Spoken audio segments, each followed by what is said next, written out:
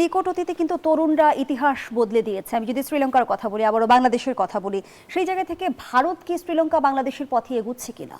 না, ভারতকে তো আরো অনেক আগেই এগোনো দরকার ছিল, কিন্তু ভারত সেইখানে অনেক জায়গাতেই বিভিন্ন কারণেই তারা এখনো এগোতে পারেনি, কিংবা ব্যর্থ হয়েছে, কিংবা এখনো তারা ওই পথে উঠতে পারেনি। ভারতের ফেডারেল মানে রাষ্ট্রীয় কাঠামো বোধহয় এটার জন্য একটা বড় কারণ হতে পারে, আমি যেভাবে দেখি। কারণ বিচ্ছিন্ন বিচ্ছিন্ন জায়গা থেকে অনেক অনেক কাজ হয়েছে। আম আদমি পার্টি যখন এসেছিল, তারাও কিন্তু এই ধরনের মানে প্রতিবাদ করতে গিয়ে ঝাড়ু দিয়ে দুর্নীতি বিদায় করবে গিয়ে পরে ঝাড়ু তাদের মার্কা হয়ে গেল। এখন তো আমি মনে করি সিজেপি যদি পলিটিক্যাল পার্টি হয়, নেক্সট ইলেকশনে তাদের ককরোচ মার্কাতেই আসলে নির্বাচন করা দরকার। আমার উপজেলায় আমি 453 কোটি টাকা নিয়ে যাব, আর বাংলাদেশের সকল উপজেলায় 15 থেকে 20 লক্ষ টাকা, 25 লক্ষ টাকা, 26 লক্ষ টাকা পাবো। এটার নাম হলো নতুন বন্দোবস্ত।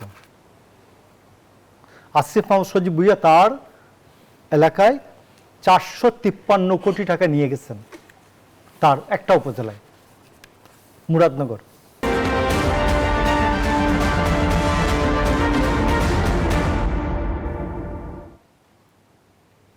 রাজনীতিতে স্যাটায়ার নতুন কিছু নয়, কিন্তু সেই ব্যঙ্গ যখন কোটি তরুণের ক্ষোভের প্রতীক হয়ে ওঠে, তখন প্রবীণ রাজনীতিবিদদেরও নড়ে চড়ে বসতে হয়। ভারতের রাজধানী দিল্লির যন্তর মন্তরে এখন চলছে এক অদ্ভুত জোয়ার, ককরোচ জনতা পার্টি বা সিজেপির বিক্ষোভ। বোস্টন ফেরত তরুণ অভিজিৎ দীপকের নেতৃত্বে জেনজি প্রজন্ম তেলাপোকার মুখোশ পরে ফুল হাতে রাস্তায় নেমেছে। তাদের দাবি, প্রশ্নপত্র ফাঁস আর শিক্ষাক্ষেত্রে অরাজকতার দায়ে কেন্দ্রীয় শিক্ষামন্ত্রী ধর্মেন্দ্র প্রধানের পদত্যাগ।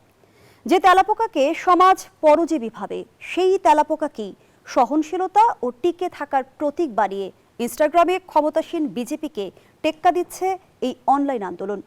কিন্তু প্রশ্ন হলো, এই বিক্ষোভ কি কেবলই ভারতের? দক্ষিণ এশিয়া জুড়ে তরুণদের এই যে পুঞ্জীভূত ক্ষোভ, যা আমরা শ্রীলঙ্কা, নেপাল বা বাংলাদেশে দেখেছি, তারই কি এক ডিজিটাল ও মিম ভিত্তিক রূপান্তর এই ককরোচ পার্টি? আর ঠিক এই সময়ে আমাদের দেশের অভ্যন্তরীণ রাজনীতিতেও বইছে নতুন হাওয়া।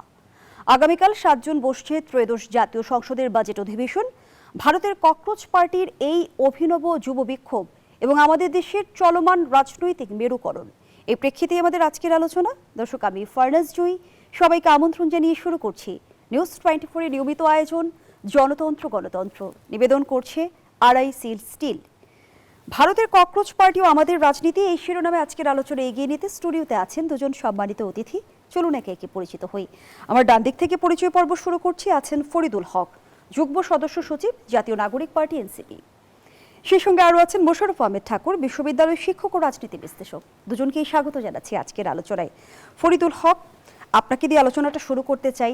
যেমনটি বলছিলাম, দক্ষিণ এশিয়া জুড়ে আমরা তরুণদের পুঞ্জীভূত ক্ষোভ দেখেছি, এবং সেই ক্ষোভ কিভাবে গণ অভ্যুত্থানের রূপ নেয় সেটি আমরা দেখেছি শ্রীলঙ্কা, নেপাল এবং বাংলাদেশে। এই যে সিজেপির কথা বলা হচ্ছে, সেটি কি আসলে দক্ষিণ এশিয়ার সেই তরুণদের পুঞ্জীভূত ক্ষোভের এক ডিজিটাল প্ল্যাটফর্ম কিনা? জি, ধন্যবাদ আপনাকে।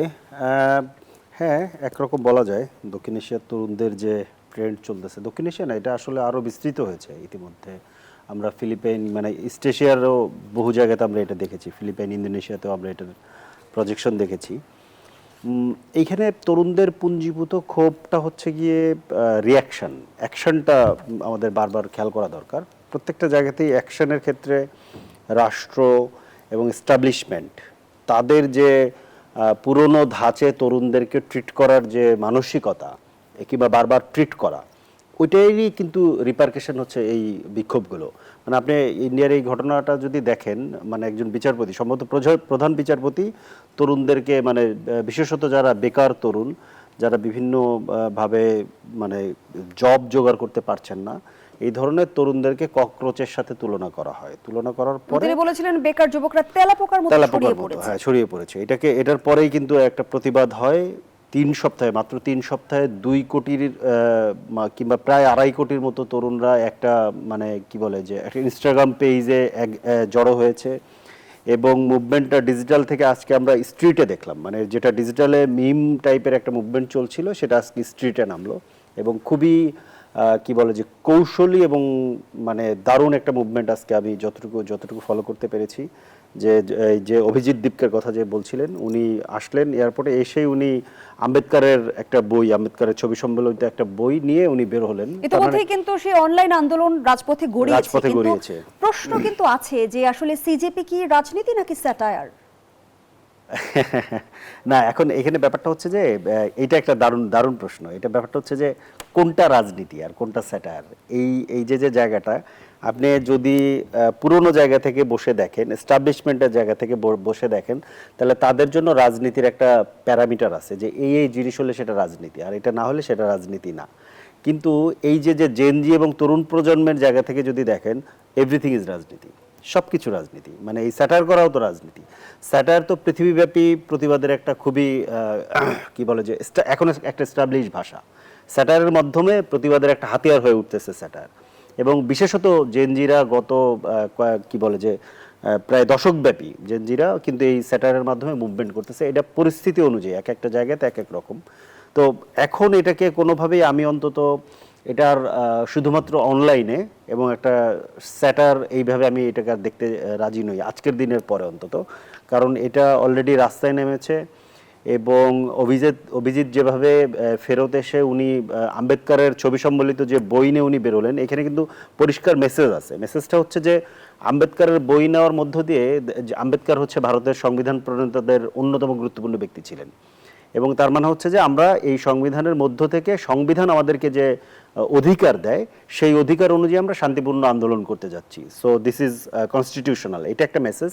এবং সেকেন্ড মেসেজ হচ্ছে যে বিচারপতি এটা বলছেন, বিচারপতিকে মেসেজটা দেওয়া যে আপনি বিচারপতির কাজ শুধুমাত্র মানে কি বলে রায় দেওয়া না, বা যেহেতু হাইকোর্টের ইস্যু কিংবা সুপ্রিম কোর্টের ইস্যু, সুপ্রিম কোর্টের একটা ইস্যু তো এই সংবিধানকে রক্ষা করা।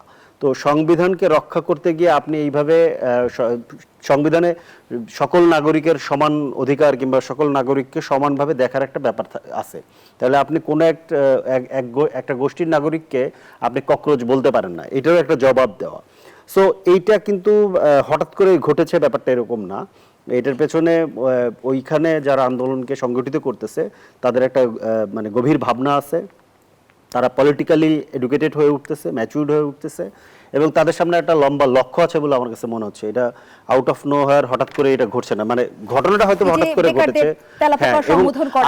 আমাদের গণঅভ্যুত্থানে যদি আমরা ফিরে যাই, আমরা দেখেছিলাম যে রাজাকার শব্দকে কেন্দ্র করে কিন্তু কোটা বিরোধী আন্দোলন, সরকার পতনের আন্দোলনের একদম একই জিনিস, একই আরেকটা জিনিস আমি এটাকে বলতে চাচ্ছিলাম। এটার সাথে মানে সিমিলারিটি যদি দেখেন, একটা হচ্ছে যে রাজা মানে যখন আপনি একটা অ্যাটাক করছেন, তেলাপোকা বলে অ্যাটাক করছেন কিংবা রাজাকার বলে অ্যাটাক করছেন, ওটাকে আপন করে নিয়ে ওটাই প্রতিবাদের ভাষা হয়ে যাচ্ছে। এটা একটা মিল, রাজাকার এবং ককরোচ।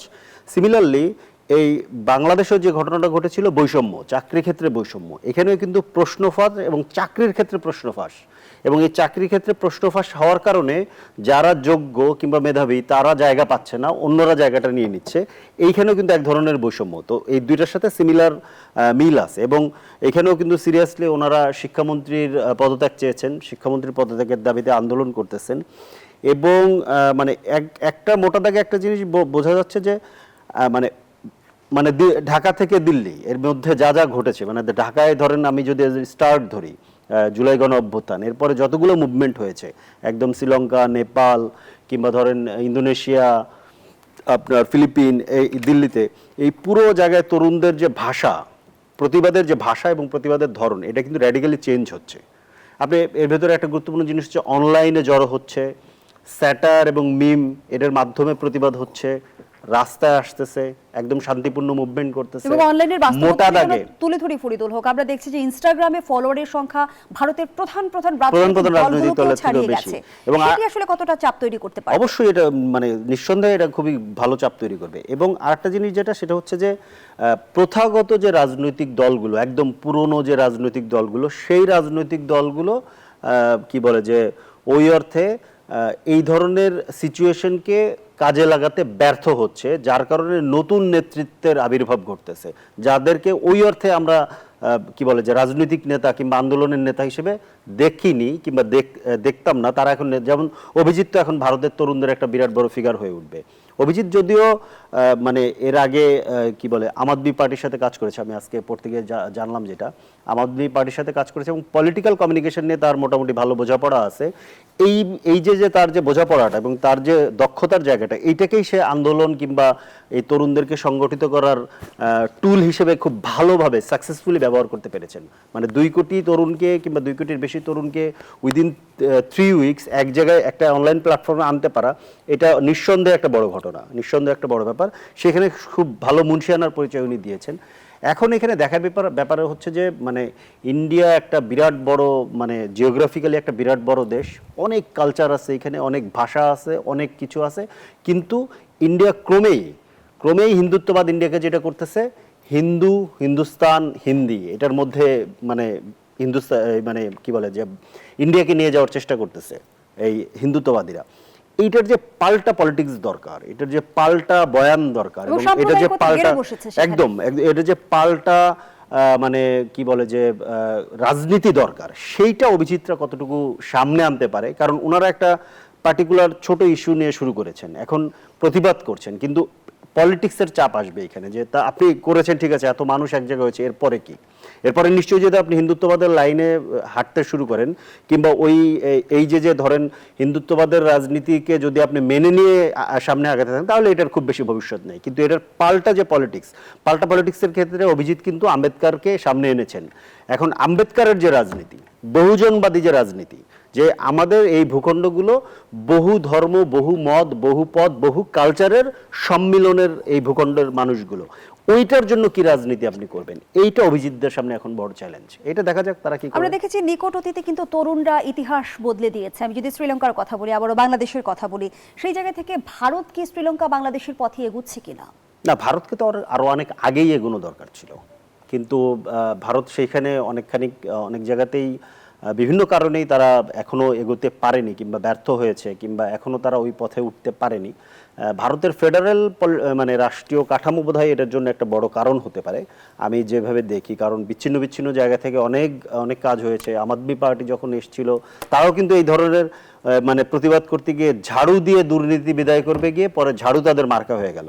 এখন তো আমি মনে করি সিজেপি যদি পলিটিক্যাল পার্টি হয়, নেক্সট ইলেকশনে তাদের ককরোচ মার্কাতেই আসলে নির্বাচন করা দরকার, এবং ককরোচকেই তাদের প্রতিবাদের ভাষা করা দরকার।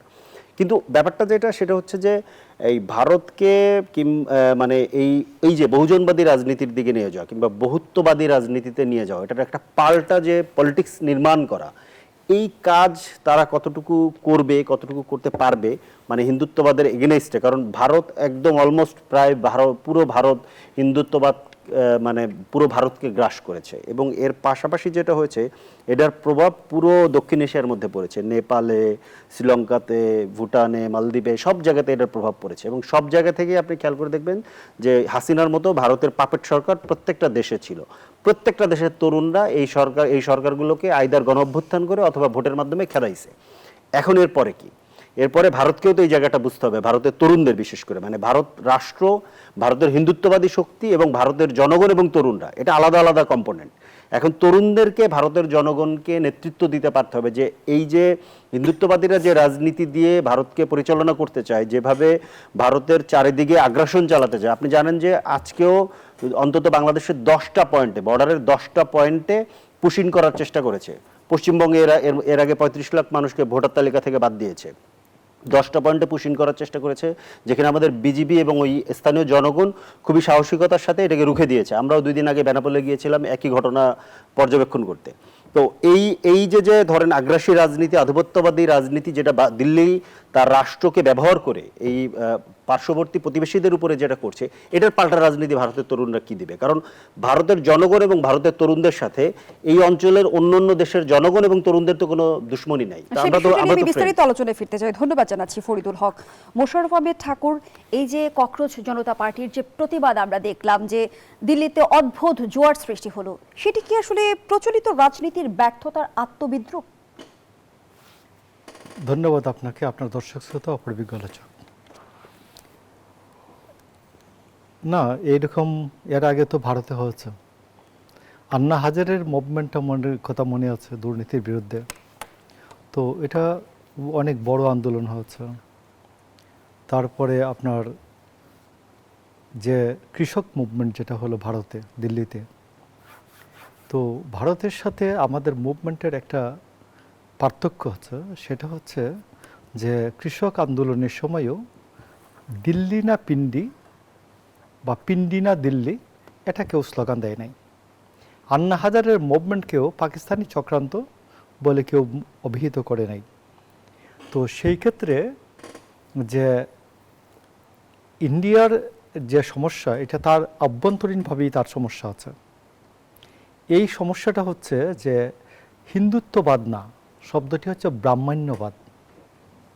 একটা উচ্চ বর্ণের যে বাহুর থেকে ক্ষত্রিয় তৈরি হয়েছে, নাভির থেকে বিষ্ণু তৈরি হয়েছে, পদতল থেকে তৈরি হয়েছে শূদ্রদের, দলিত সম্প্রদায়ের এই যে জাতগত যে বিভাজন, এই যে বর্ণপ্রথার যে বিভাজন, এবং এইখানে ব্রাহ্মণরা আপনি ইন্ডিয়ার কোথাও দেখেন, সমস্ত জায়গাগুলো দেখেন যে এরা সবাই ব্রাহ্মণ, শর্মা, চক্রবর্তী এইসব মিলিয়ে আর কি এই সম্প্রদায়টা গোটা ভারতকে শোষণ করে। ভারতের যে জনমিতি আছে, ডেমোগ্রাফি আছে, এই ডেমোগ্রাফির মধ্যেই তার সমস্যা আছে। তার সমস্যাটা বাংলাদেশ করতে হবে না, পাকিস্তানে করতে হবে না, সে নিজে থেকেই সে কখনো উচ্চ রক্তচাপে ভুগছে, কখনো ইন্ডাইজেশনে ভুগছে, এবং এইরকম তার অসংখ্য সমস্যা আছে। কখনো সে বাতব ব্যাধিতে ভুগছে, তো কখনো সে পঙ্গুত্বের দিকে এগিয়ে যাচ্ছে। এই সব সমস্যাগুলি হচ্ছে ব্রাহ্মণ্যবাদের মধ্যে নিহিত। সে ব্রাহ্মণ্যবাদ উচ্চ বর্ণের ব্রাহ্মণদেরকে সুবিধা দেওয়ার জন্য সে প্রশ্নপত্র ফাঁস করে, সে উচ্চ বর্ণের হিন্দুদেরকে সুবিধা দেওয়ার জন্য সে বিভিন্ন ধরনের কায়দা কানুন কৌশল অবলম্বন করে, এবং এই কৌশলটা একসময় চলবে না। এবং আমি মনে করি যতই ইন্ডিয়ার মানুষরা যতই এটা বুঝতে শুরু করবে যে এক সময়, আমার মনে হয় যে এই আপনার ইয়াতে কি অবস্থা, আপনার কাশ্মীরে বা অন্যান্য জায়গায় যেখানে রাষ্ট্রপতি শাসন চলে, এইখানে সব জায়গায় যুদ্ধ অবস্থা চলে। ওইখানে হিন্দুর উপরে হিন্দু গুলি চালায়, ওইখানে হিন্দুরাই হিন্দু মেয়েদেরকে ধর্ষণ করে, রেপ করে। তো সেই ক্ষেত্রে যে এইখানে যে ভারতের যে ডেমোগ্রাফিক প্যাটার্নটা আছে, এখানে দলিত সম্প্রদায় দলিত, এবং ওইখানে যারা নিচু বর্ণের হিন্দু, এদের কোনো মানবিক অধিকারই নেই। আমাদের এই পূর্ব বাংলায় আপনি দেখুন যে মুসলমানদের যে ডেমোগ্রাফিক্যাল স্ট্রাকচারটা, এইখানে নিম্ন বর্ণের হিন্দুরা ম্যাক্সিমাম মুসলমান হয়েছে, কারণ তারা মানবিক অধিকার চেয়েছে। তো মানবিক অধিকারের মধ্যে যেমন সে খ্রিস্টানের মধ্যে প্রোটেস্টান হয় নাই, ক্যাথলিক থেকে প্রোটেস্টান হয় নাই, খ্রিস্টানের মধ্যে কি কেউ করে নাই, গির্জার আধিপত্যের বিরুদ্ধে স্লোগান দিয়ে আলাদা হয় নাই। তো এই জন্য আমি আপনাকে বলছি যে এইখানে ভারত, এইটা আমি আপনাকে বলি যে আমরা 81 সালের 19শে এপ্রিল জিয়াউর রহমানের একটি ক্লাসে জিয়াউর রহমান স্পষ্ট বলে দিলেন এই রাশিয়া ভেঙে যাবে, এই রাশিয়া ভেঙে যাবে। যে রাশিয়া 90 সালে ভাঙলো, যে এই অর্থনীতি সমাজতান্ত্রিক এই অর্থনীতি থাকতে পারে না যেখানে জোর করে শ্রম আদায় করা হয়। এবং জিয়াউর রহমান দেখবেন সমাজতান্ত্রিক অর্থনীতি থেকে বাক পরিবর্তন করে 1978 সালেই তিনি রাষ্ট্রপতি হওয়ার সাথে সাথে, প্রেসিডেন্ট হওয়ার সাথে সাথে তিনি অর্থনীতির বাক পরিবর্তন করে দেন। আমি আপনাকে বলছি যে এইটা জিয়াউর রহমান 12 বছর আগে বুঝেছেন যে সমাজতান্ত্রিক অর্থনীতিটা চলবে না, সমাজতান্ত্রিক রাষ্ট্রটাও, এই যে ফেডারেশনটা, সোভিয়েত ফেডারেশনটা, ইউএসএসআর, এটা থাকবে না। তো সেই ক্ষেত্রে আপনার বুঝার দৃষ্টিভঙ্গি কত দূর আছে। বোঝার দৃষ্টিভঙ্গির কথা বলছেন জনাব মোশাররফ আহমেদ ঠাকুর, আমরা দেখছি ভারতীয় তরুণরা কিন্তু এই বিষয়টি খুব ভালো করেই বুঝতে পারছে যে হিন্দু মুসলিম বিভাজনের রাজনীতিতে আসলে কার কি লাভ হয়েছে সে প্রশ্ন তুলছে তারা, কিন্তু প্রধান প্রধান রাজনৈতিক দল তরুণদের মনস্তত্ত্ব কতটা বুঝতে পারছে?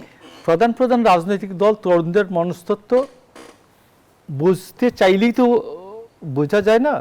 বোঝার জন্য আপনার মস্তিষ্ক, মনন সব কিছু আপনাকে একসাথে সাই দিতে হয়। আপনি মুখে বললেই, বুঝতে চাই বললেই তো হয় না। আপনি আমার এখানে দেখেন, আমাদের বাংলাদেশে, আপনি তো ওই জায়গা থেকে বলছেন, বা আমাদের রাজনীতিতে অনেকেই যে বলেছেন যে আমরা একটা নতুন ধরনের রাজনীতি দিতে চাই, নতুন ধারার রাজনীতি দিতে চাই। আমার পোশাক নিয়ে কেউ কথা বলবে না, আমার চুল খোলা আছে কিনা এটা নিয়ে কথা বলবো না, আমি একটা নতুন বন্দোবস্ত, আমি খুব আগ্রহ পড়ে যারা এই টেবিলে আসতো, আমি বলতাম বাবা একটু দয়া করে বলো তো তোমরা নতুন বন্দোবস্তটা বলে কি বুঝাচ্ছ, কি বলতে চাচ্ছ বলো। মিস্টার ফরিদুল হক হ্যাঁ। একজন তরুণ প্রজন্মের প্রতিনিধি আমাদের সাথে আছে, হ্যাঁ, সেই প্রশ্নের উত্তর আমি- নিশ্চয়ই আমরা আমি- তার কাছে আমি খুঁজবো। খুব- বিরতির সময় হয়েছে, বিরতি নিয়ে ফিরছি। দর্শক, গণতন্ত্রের এই পর্যায়ে একটা বিরতি নিচ্ছি, সাথেই থাকুন।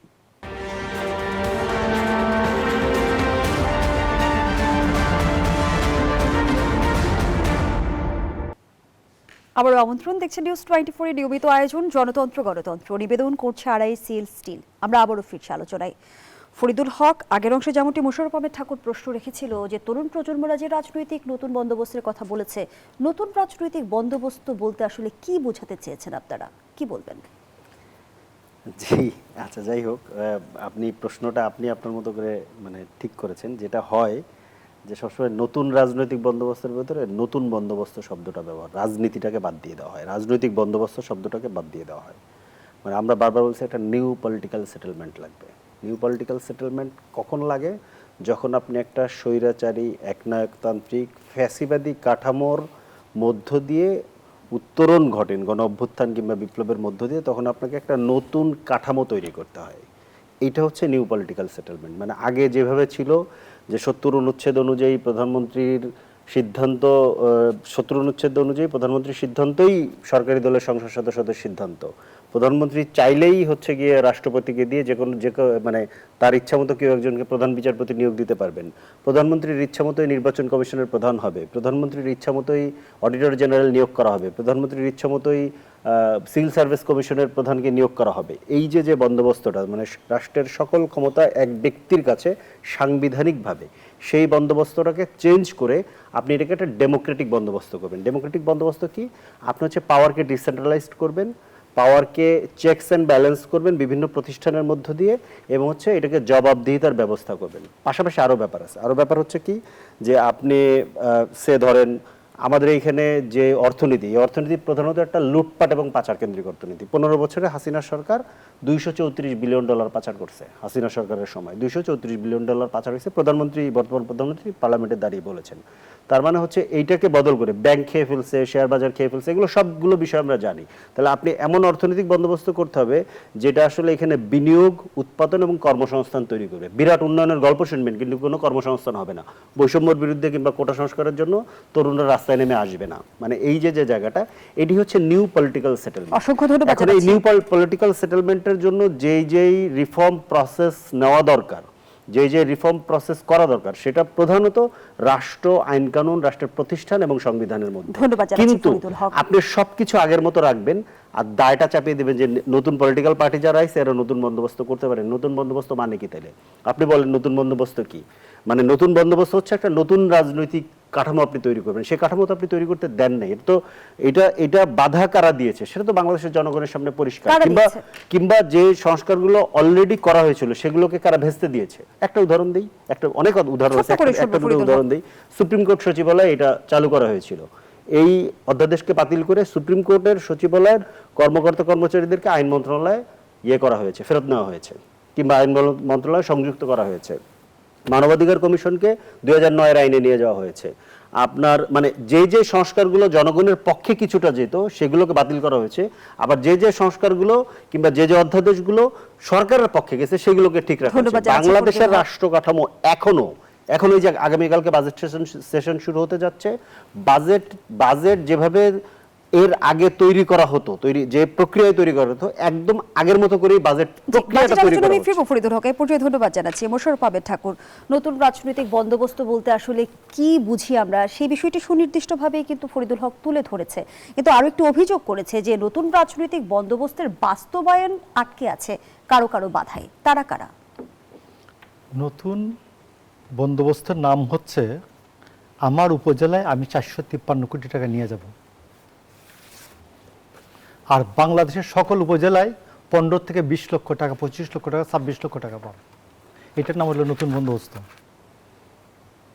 আসিফ মাহমুদ সজীব ভুঁইয়া তার এলাকায় 453 কোটি টাকা নিয়ে গেছেন, তার একটা উপজেলায়, মুরাদনগর। এটার নাম হলো নতুন বন্দোবস্ত। নতুন বন্দোবস্ত হওয়ার জন্য আপনাকে মগজে মননে কিছু পরিবর্তন দরকার হয়।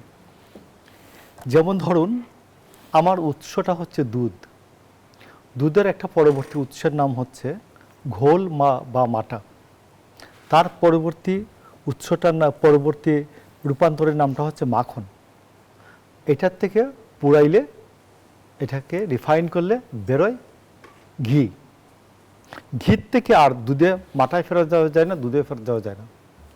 এখন আমার মেয়ের বিয়েতে বাবুর্চি বলল, ভাই আপনি আমাকে 10 কেজি ঘি দেন। আমি 1.5 মণ দুধ দিলাম তারে। কেন?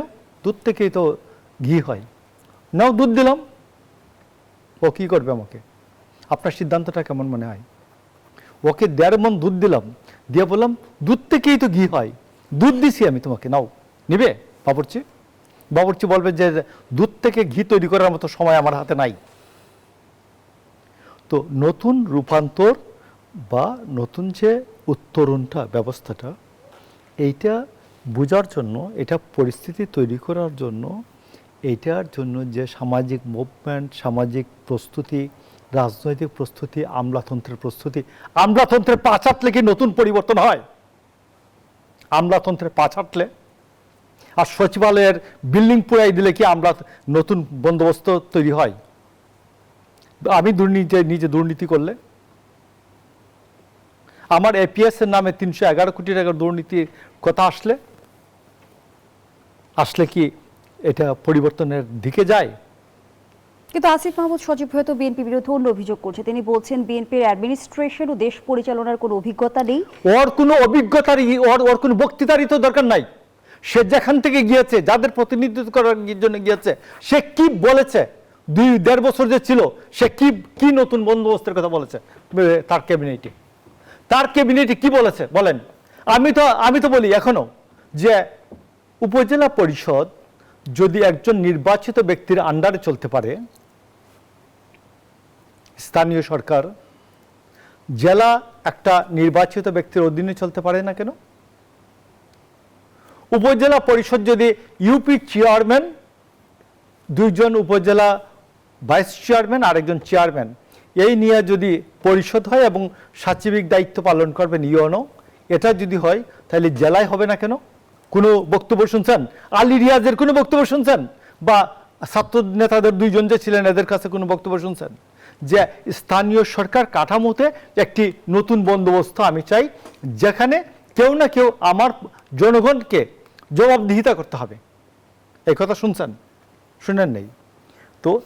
আমরা দেখছি যে অন্তর্বর্তী সরকারের সাবেক উপদেষ্টারা কিচেন ক্যাবিনেট নিয়ে পরস্পরকে কাদাছড়ি করছে। আমি আপনাকে কিচেন ক্যাবিনেট না, এক একটা দুর্নীতির পাহাড় বেরিয়ে আসবে এবং কিছুদিনের মধ্যে দেখুন সবগুলো পালাই গেছে বাংলাদেশ থেকে।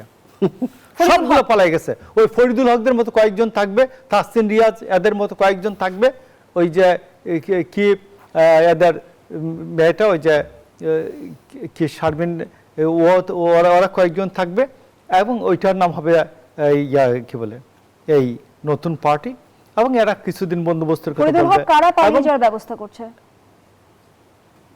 আমি জানি আমি আপনাকে আমি শেষ করি। তো সেই ক্ষেত্রে আমি আপনাকে বলছি যে উপদেষ্টাদের ম্যাক্সিমাম গুলো পালিয়ে যাবে, আর কিছু নতুন করে গলা বাড়াচ্ছিল, ধমক খেয়ে এখন গড়ে উঠে গেছে। একটার নাম হচ্ছে রিজওয়ানা হাসান, এটা মাঝখানে একটু গলা বাড়াচ্ছিল। রিজওয়ানা হাসান এই যে আগের যে বিদ্যুৎ প্রতিমন্ত্রী, ওর সব সম্পত্তি বিক্রি করে করে টাকা পাঠাইছে ওর হাজব্যান্ড আবু বকর সিদ্দিক। আর রিজওয়ানা হাসান ও তো মাঝখানে গলা বাড়াইছিল যে আমি এইগুলাতে নাই, মানে এর পরের বার যদি মধু খাওয়া যায়, এর পরের বার মধু খাওয়ার সুযোগ পেলে, আমি আপনাকে বলছি। তো এই জন্য এক একটার যে কি নাম, একটা কি শুভ অধিকারের, এইটা 349 ভোট পাইছিল 91 সালে ইলেকশন করছিল। কিন্তু যে মধু খাওয়ার সুযোগ কথা আপনি বলছেন মোশাররফ আহমেদ ঠাকুর, সেই মধু খাওয়ার সুযোগ তো রাজনৈতিক দলগুলোই করে দেয়। আপনি তো আবার অন্য আরেক পহলে সে বাতে গেলেন রে ভাই। আমরা যদি এই সাবেক নিরাপত্তা উপদেষ্টাকে বর্তমান রাজনৈতিক দলগুলোই পরিবর্তন আনে। আপনি গয়রে বলতে পারেন না তো, রাজনৈতিক দলগুলোই তো পরিবর্তন আনে, রাজনৈতিক দলগুলোই পরিবর্তন আনে। এর সাথে তারাইছে কি? এরশাদকে তাড়াইছে কে? রাজনৈতিক দল তো তাড়াইছে। হাসিনাকে তাড়ানোর পেছনে এই ছাত্রদেরকে সামনে রেখে সব জনবল টনবল যা সাপ্লাই দিছে এটা রাজনৈতিক দলগুলি দিয়েছে। কিন্তু এখন আপনি সুনির্দিষ্টভাবে বলছিলেন যে রিজওয়ানা হাসান আবার যেন মধু খেতে পারে সেই সুযোগ নেবার জন্য কিছুটা চেষ্টা করে গেছে, কিন্তু আমরা সেই সুযোগ তো দেখেছি। বর্তমান আমরা যদি বলি যে মন্ত্রিসভায় তো আমরা সেই সুযোগ দেখছি। মন্ত্রিসভায় আপনি এই পর্যন্ত রাজনৈতিক দলের নেতারা জীবন যা জেল খাটছে, এই যে আপনি যে দেখেন এই যে সুশীল এইগুলিকে, এই রিজওয়ানা হাসান এদের সব সুশীলদের সুশীলরা 50 ভাগের 1 ভাগ রাজনৈতিক নেতাদের জেল খাটার অংশ নাই। কিন্তু সেই অন্তর্বর্তী সরকারের প্রতি তো সব রাজনৈতিক দলের পূর্ণ কোনো সমর্থন ছিল। সমর্থন ছিল না। এটা হলো পরিস্থিতির কারণে ওই একটা ইলেকশন করতে হবে, তো আমি তো গিয়ে ইলেকশন করতে পারি না। আমি বিএনপি গিয়ে তো আমি ইলেকশন, আমার নেতৃত্বে তো ইলেকশনটা হওয়া উচিত না। সবাই মনে করছে যে ঠিক আছে আমার নেতৃত্বে হওয়া উচিত না, এদের নেতৃত্বে হোক। এবং এরা সবগুলি, রিজওয়ানা হাসানের একটা ফাইল সম্বন্ধে বলি, তার উপরের সচিব ফাইল সই করছে 9/2/2026, আর সে তার নিচে সই করে 31/1/2026। চ্যালেঞ্জ একবারে আমি আপনাকে বললাম, রিজওয়ানা হাসানকে আমি একটা চ্যালেঞ্জ বললাম, কি পরিমাণ দুর্নীতি পরায়ণ একটা যে একেবারেই মস্তিষ্কে একেবারে যে অসততা, এইটা হচ্ছে রিজওয়ানা হাসান। আমি বললাম তাকে। তো এই জন্য আমি আপনি বলছি যে এইগুলি সবগুলো যে এক এক জায়গা থেকে আসছিল এক একটা, এবং এরা বেসিক্যালি আমাদের ছাত্র বন্ধুদের যে রাজনৈতিক ভবিষ্যৎটা ছিল ওইটাকে ধ্বংস করে দিয়ে গেছে। এবং এদের যে কার্যকলাপের দায়, এই সবগুলি এই যে এদের উপরে এসে পড়ছে। যেমন আমাদের স্বরাষ্ট্রমন্ত্রী বলছেন যমুনার ভিতরে যারা ছিল এদেরকে ধ্বংস করে দিয়েছেন ডক্টর ইউনূস। আর কুমিরের মায়ের কুমিরাশ্রু বলে একটা কথা আছে, এবং যমুনার কিনারে যেগুলো ছিল ওগুলোও শেষ। আর নাহলে এদের ইলেকশনে 6টা হবে কেন? কোন গণঅভ্যুত্থানোত্তর পরিস্থিতিতে যারা গণঅভ্যুত্থানের শক্তি, এরা কি 6টা পাইছে? যদি আপনার অভিযোগ সত্যি হয়ে থাকে তাহলে আসলে অরাজনৈতিক অন্তর্বর্তী সরকারের উপদেষ্টা পরিষদ এতটা অসংগতিপূর্ণ দুর্নীতিতে জড়ালো কেন? সেটি কি আমাদের ক্ষমতার বলে দুর্নীতি সংস্কৃতি দায়ী কিনা? আমি প্রশ্ন রাখছি, বিরতির পর ফিরছি। দর্শক, জনতন্ত্র গণতন্ত্রের এই পর্যায়ে আবারও বিরতি নিচ্ছি, সাথেই থাকুন।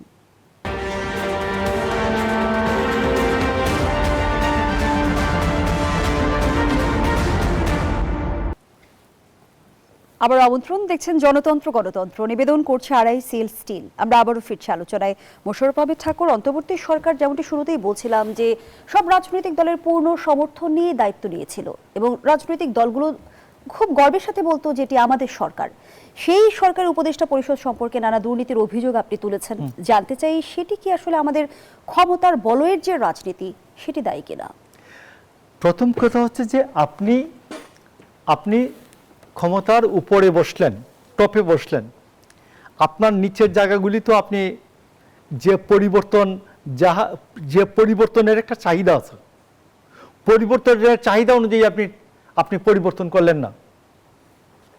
আপনি উপর থেকে শুধু বাণী ছাড়লেন, এটা তো নিচে তো। ফলে কি বিষয়টি এমন, মোশাররফ আহমেদ ঠাকুর, যে ক্ষমতার বলয়ে থাকবে সেই দুর্নীতিগ্রস্ত হবে না? প্রথম ব্যক্তি আমি আপনাকে বলছি যে দেখুন, যে আজকে একটা প্রশ্ন আসছে, কেউ এভাবে চিত্রায়িত করেন যে খলিল পররাষ্ট্র মন্ত্রণালয়ের দায়িত্ব নেওয়ার কারণে আমাদের 81তম যে সাধারণ পরিষদ আছে, জাতিসংঘের সাধারণ পরিষদের অধিবেশনে তিনি সভাপতিত্ব করেন। খলিল একজন মহান ব্যক্তি। তো আমি বলি 1980 সালে জিয়াউর রহমান জাপানকে হারিয়ে, আমাদের দাতা দেশ রীতিমতো, জাপান তখন আমাদের উন্নত ফলনশীল বীজ, এই সবগুলো উন্নত কৃষি টেকনোলজি সব কিছু আমাদেরকে জাপান দিচ্ছিল। তখন আমরা জাপানকে হারিয়ে তখন নিরাপত্তা পরিষদের সদস্য হয়ে গেলাম, পৃথিবীর 10টা রাষ্ট্রের একটা, এবং এটা অত্যন্ত মর্যাদাশীল নিরাপত্তা পরিষদের সদস্য হওয়া। এবং পরবর্তী আজকে 46 বছরে আর 47 বছরে আমরা কিন্তু আর হই নাই। নিরাপত্তা পরিষদের সদস্য হতে পারে নাই। তো সেই ক্ষেত্রে জিয়াউর রহমানের সময় যিনি এই যে যার তৎপরতায় আমরা সাধারণ নিরাপত্তা পরিষদের সদস্য হলাম, অস্থায়ী সদস্য, জাপান খাড়িয়ে শামসুল হক সম্বন্ধে কেউ কিছু বলে? নো, ওটা জিয়াউর রহমানের কারিশমা ছিল, ওটা জিয়াউর রহমানের যে নেতৃত্ব, বিশ্বাঙ্গনে মুসলিম বিশ্বে নেতৃত্ব, ওআইসিতে নেতৃত্ব, আল-কুদস কমিটিতে নেতৃত্ব, ইরান যুদ্ধ বন্ধ করার জন্য তার দায়িত্ব, এই সমস্ত মিলিয়ে যে দায়িত্ব সারা পৃথিবী জুড়ে জিয়াউর রহমানের যে ইমেজ, এই ইমেজের কারণে বাংলাদেশ নিরাপত্তা পরিষদের সদস্য হয়েছিল। তো আজকে বাংলাদেশ একটা গণ অভ্যুত্থানের মধ্য দিয়ে পার হয়েছে ডেমোক্রেসির দিকে।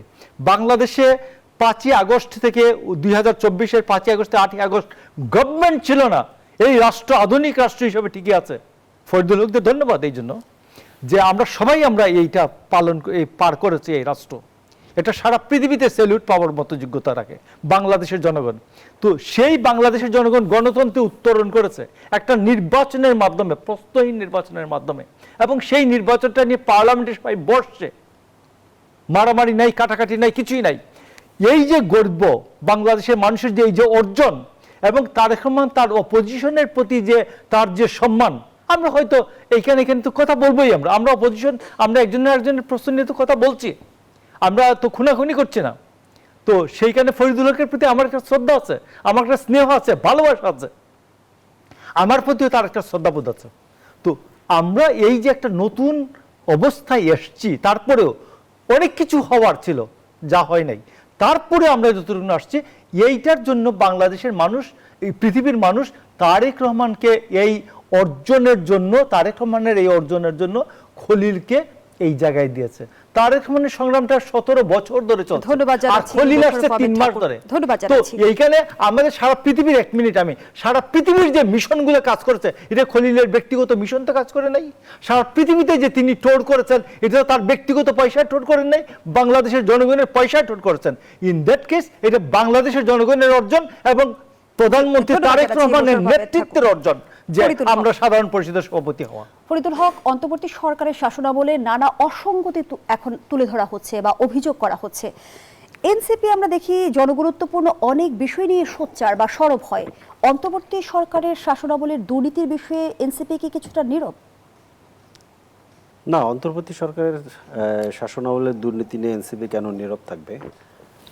সরকার নিজেই, সরকারের লোকজন নিজেই যেহেতু এটা নিয়ে প্রচণ্ড সরব, সরকারের লোকজনের উচিত দুর্নীতি দমন কমিশন সহ সকল প্রতিষ্ঠান তো তাদের হাতে, ওনারা খুঁজে বের করুক। আমরাও জানতে চাই কারা আসলে এনসিপি কি বলে যে অন্তর্বর্তী সরকারের সময় কারা দুর্নীতি করেছে। কিন্তু আমি খুব দুর্ভাগ্য যে এই আমাদের একদম প্রতিষ্ঠিত, মানে কি বলে যে ম্যাচিউরড রাজনীতিবিদরা, প্রতিষ্ঠিত মিডিয়া যেরকম ক্লিকবেট জার্নালিজম করে, এখন প্রতিষ্ঠিত রাজনীতিবিদরাও ক্লিকবেট রাজনীতি করা শুরু করছেন। বলে দিলেন যে আসিফ মাহমুদের এপিএস 311 কোটি টাকার দুর্নীতি করছে, অথচ দুর্নীতি দমন কমিশন তাকে ক্লিন চিট দিয়েছে। এটা কিন্তু আর বলেন না। ওই অভিযোগ যেটা আসলো, যে কোনো অভিযোগ, একটা যে কোনো সাধারণ স্বাভাবিক সুস্থ সমাজে যে কোনো অভিযোগ মানে হচ্ছে অভিযোগ দিবেন, অভিযোগের সপক্ষে প্রমাণ দিবেন, এরপরে যার বিরুদ্ধে অভিযোগ দেওয়া হয়েছে তার কাছ থেকে আপনি তার কথা শুনবেন, ট্রায়াল, তার কথা আপনি শুনবেন, দেন আপনি রায় দিবেন। অভিযোগ আসার সাথে সাথে এটা রায় হয়ে যায় বাংলাদেশে। এবং এই রায়টা সংবাদ মাধ্যম আগে দিত, গণমাধ্যম দিত, গণমাধ্যম নামীয় সংবাদ মাধ্যমরা দিত, এখন রাজনীতিবিদরাও দেওয়া শুরু করেছে। কিছু কিছু অসঙ্গতি তো আমরা শুনেছি। ফরিদুল হক যেমনটি আসিফ মাহমুদ সজীব হয়ে বলেছে যে অন্তর্বর্তী সরকারে কিচেন ক্যাবিনেট ছিল, তিনি এটিও সেটা অন্য জিনিস, সেটা অন্য জিনিস, সেটার সাথে এটা সম্পর্ক নাই, রাখতে চেয়েছিল। সেটার সাথে নাহিদ ইসলাম আবার কিন্তু মানে সেই না, আপনি কথাটাকে আরেক জায়গায় নিচ্ছেন। আমি আমার কথাটা শেষ করিনি। মানে এই যে ব্যাপারটা আপনি যে একই রকম ঠাকুরভাই একটু আগে যেটা করছেন, আমি নিউ পলিটিক্যাল সেটেলমেন্টের যে উদাহরণ দিছি, যে কাঠামোগত যে কথা আমি বলছি, উনি এটাকে দুধ ঘি বাবুর্চির মধ্যে নিয়ে গেছিল। আপনিও কিন্তু আমার প্রশ্নের উত্তর কিন্তু পাইনি। এটার সাথে এটা রিলেটেড। প্রশ্ন রেখেছিলাম দুর্নীতির অভিযোগ, দুর্নীতির অভিযোগ আর কিচেন ক্যাবিনেট দুটো ডিফারেন্ট জিনিস। বিষয়ে এনসিপি কোনো ভাবে না কেন বলবেন? আমরা অবশ্যই আমরা যদি এই ধরনের কোনো ইয়ে থাকে অবশ্যই করব। আমরা এটা একাধিকবার বলেছি, আমরা কেন বলবো না? আমরা তো ইভেন সবচেয়ে বলি যে আমাদের যে দুইজন নেতা যারা অন্তর্বর্তী সরকারের সময়, তাদের বিরুদ্ধে আপনারা আগে অভিযোগ করেন, আমাদেরকে ক্লিন চিট দেন। যদি তারা থাকে তাহলে তাদের বিরুদ্ধে ব্যবস্থা নেন, তাহলে আমরা বেঁচে যাই, এটা আপনারা আগে নেন। কিন্তু এই অভিযোগটা মানে প্রমাণ না করে বারবার শুধুমাত্র একটা দুইটা নিউজের রেফারেন্স দিয়ে বারবার যে দুর্নীতির যে অভিযোগটা সামনে আনা হয়, এবং এটা শুধু অভিযোগকে এমনভাবে সামনে আনা হবে যে আপনি এটা করেছেন, আপনার কোনো রায়টাই দরকার নেই, রায় দিয়ে দাও। অভিযোগের খাতির অভিযোগ না, অভিযোগের মধ্যে দিয়ে রায় দিয়ে দাও, আর কোনো কথা মনে করেন থাকে না, এরপর আর কোনো কথা থাকে না। উনি স্থানীয় সরকারের সংস্কারের প্রস্তাবনা দেখেন, কিন্তু স্থানীয় সরকার নামে একটা কমিশন করা হয়েছিল, সেই কমিশনের একটা রিপোর্ট আছে, একদম স্পষ্ট রিপোর্ট আছে, সেটা ঠাকুর ভাই আলোর মুখ দেখে নাই। আলোর মুখ দেখেনি কেন? আপনি সেই জায়গাটাতে আসেন, কেন আলোর মুখ দেখেনি? এই সংস্কার কি অন্তর্বর্তীকালীন সরকারের কাছে এই সংস্কার করার এখতিয়ার কি ছিল? অন্তর্বর্তীকালীন সরকার এগুলো ফ্যাসিলিটেট করেছে, করবে এটা রাজনৈতিক সরকার, আপনারাই বারবার বলেছেন, তা আপনারা এসে করেন। এখন আপনারা তো করছেন না, আপনারা তো বরঞ্চ যে সংস্কারগুলো শুরু করা হয়েছিল সেগুলোকে আপনারা বাতিল করে দিয়েছেন। এখন ধরেন খলিলের নেতৃত্ব প্রধানমন্ত্রীর কাছে যাচ্ছে, খলিলের কৃতিত্ব প্রধানমন্ত্রীর কাছে যাচ্ছে, কিন্তু এই খলিল সাহেবকে তো স্বরাষ্ট্রমন্ত্রীর কথা উনি একটু আগে বলেছেন, স্বরাষ্ট্রমন্ত্রী কি কি যেন বলল, স্বরাষ্ট্রমন্ত্রী তো জনসভায় দাঁড়িয়ে বলেছেন একজন বিদেশি নাগরিকের হাতে আমাদের জাতীয় নিরাপত্তা দিয়ে দেওয়া হচ্ছে, তাহলে কিভাবে বাংলাদেশ নিরাপদ থাকবে? এবং এরপরে তাকে পররাষ্ট্রমন্ত্রী বানানো হলো, এবং এই পররাষ্ট্রমন্ত্রী 3 মাসের মধ্যে জাতিসংঘের সাধারণ পরিষদের সভাপতি হচ্ছেন। এটার জন্য উনি নিজেই কিন্তু বলেছেন যে বাংলাদেশের যে মিশনগুলো কাজ করেছে, উনি যে সফর করেছেন, এবং লবিস্ট নিয়োগ করা হয়েছে কিনা, এবং মিশনের কারা কারা এটার জন্য কাজ করেছে, 99টা ভোট, তার মানে 99টা দেশের সাথে অন্তত আপনাকে কানেকশন করতে হয়েছে, সম্ভবত এই 99টা দেশের মিশনই কাজ করেছে। তাহলে এইটার জন্য কত টাকা, কত সময়, কত শ্রম এবং কত কর্মঘণ্টা আমাদের জনগণের রাষ্ট্রের ট্যাক্সের পয়সায় যাদেরকে বেতন দেওয়া হয় সেটা খরচ করা হয়েছে, সেটা শ্বেতপত্র জনগণের সামনে কেন প্রকাশ করা হচ্ছে না? প্রকাশ করা হোক। মোশাররফ আহমেদ ঠাকুর, না, এইটা কিন্তু তৌহিদের সময় থেকে এই কাজটা শুরু হয়েছে, এবং সাইপ্রাস বেসিক্যালি জাপানের তুলনায় তো দুর্বল রাষ্ট্র, সাইপ্রাস জাপানের তুলনায় তো দুর্বল রাষ্ট্র। তো জিয়াউর রহমানের সময় আমরা যদি জাপানকে হারিয়ে আমরা যদি নিরাপত্তা পরিষদের সদস্য হতে পারি, তো সাইপ্রাসকে হারিয়ে সৎ নেতৃত্ব থাকলে এবং দেশের ইমেজটা ওই সময় ভালো থাকলে সাইপ্রাসকে হারিয়ে ভিন্ন বিষয়ে দুজনের কাছে আমি প্রশ্ন রাখতে চাই, 1-2 লাইন করে মন্তব্য নেব। বিএনপি মহাসচিব যেমনটি বলেছে, বিএনপি বিপ্লবী দল নয়, উদার গণতান্ত্রিক রাজনৈতিক দল, সব দলকে রাজনীতি করতে দিতে চায় বিএনপি। সব দল বলতে আসলে মহাসচিব কাকে বোঝাচ্ছেন? এর মধ্যে কি আওয়ামী লীগ অন্তর্ভুক্ত? ঠিক, আমি আপনাকে বলি, আপনাকে যদি আমাকে এই কথা জিজ্ঞেস করেন, আমি বলবো যে আওয়ামী লীগ একটা 3 পুরুষের রাজনৈতিক দল, 1-2 লাইনে শুনুন, প্রায় 75-77 বছরের একটা রাজনৈতিক দল। তো সেই রাজনৈতিক দল আমি আপনি বলছি, আওয়ামী লীগের যে প্রচুর লোক আছে যারা কোনো দোষ করে নাই, যারা কোনো ঘুষ খায় নাই, যারা কোনো দুর্নীতি করে নাই, এই লোকগুলিকে আপনি রাজনীতির অধিকার দিবেন না? যদি জানতে চাইবো সরকার ঠাকুর, আওয়ামী লীগ কি যদি এরকম কোনো লোক বেরিয়ে আসে হাসিনা ছাড়া, তবে হাসিনার প্রশ্নে কোনো আপোষ নাই। ফরিদুল হক, একবার পরিষ্কার কথা, হাসিনার সম্বন্ধে কোনো আপোষ নাই। 2টা প্রশ্ন। ডেমোক্রেটিক রাজনৈতিক স্পেকট্রামের মধ্যে আওয়ামী লীগ কোনোভাবে কোনো রাজনৈতিক দল না। আওয়ামী লীগ যা যা অপরাধ করেছে আপনি লিস্ট করেন, নির্বাচন কেড়ে নেওয়া, বিডিআরের উপরে হামলা চালানো, বিডিআর হত্যাকাণ্ড করা, শাপলার উপরে ম্যাসাকার করা, গুম, খুন, ক্রসফায়ার, 234 বিলিয়ন টাকা পাচার, ব্যাংক খেয়ে ফেলা, অর্থনীতি ধ্বংস করে ফেলা, সমস্ত অপরাধ যদি আপনি এক জায়গায় আনেন এবং বিরোধী দলের রাজনৈতিক কর্মীদেরকে নমানুষে পরিণত করা, সেখানে একটা পাল্টা প্রশ্ন রাখি, নমানুষে পরিণত কথা, সর্বশেষ দুর্নীতিগুলো তুলে ধরছেন সবগুলো সত্যি এবং বাস্তবতা, কিন্তু আমরা দেখেছি আওয়ামী লীগের ব্যক্তি বিশেষের নামে মামলা হয়েছে। আওয়ামী লীগ দলের নামে কি কোনো মামলা হয়েছে?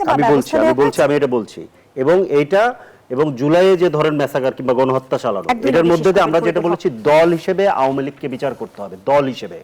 আওয়ামী লীগ এখানে এর কোনো ব্যক্তির ব্যাপার না, মানে গণতান্ত্রিক রাজনীতির মধ্যে আওয়ামী লীগ কোনোভাবেই রাজনীতি করতে পারে না। দর্শক, এখানেই শেষ করছি গণতন্ত্রের আজকের আয়োজন। ধন্যবাদ এতক্ষণ আমাদের সাথে থাকার জন্য।